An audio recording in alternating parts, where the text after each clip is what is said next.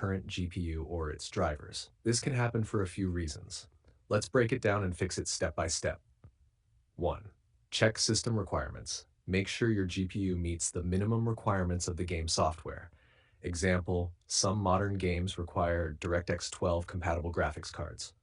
2. Update graphics drivers. NVIDIA, use GeForce Experience. Please open your app to see this link to update drivers. AMD, use Radeon software. Please open your app to see this link to update. Intel, use Intel Driver and Support Assistant. Please open your app to see this link. Open quote, old drivers are the most common cause of this error. Close quote. Tap 3. Check DirectX Vulkan OpenGL. Some games need the latest DirectX or Vulkan runtime.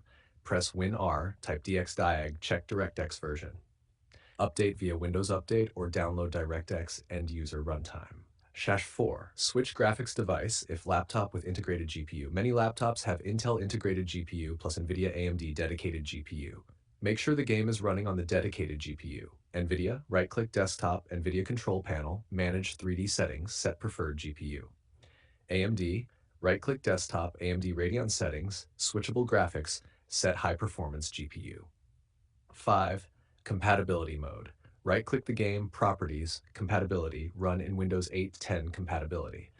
Sometimes older games don't recognize newer GPUs without this. 6. Reinstall, repair the game. Corrupt installation can cause the GPU not to be recognized. Verify integrity of game files on Steam, Epic, etc. 7. Check for OS updates. Sometimes Windows doesn't properly recognize newer GPUs without updates.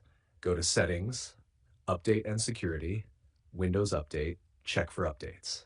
If you want, I can give you a quick method to force the game to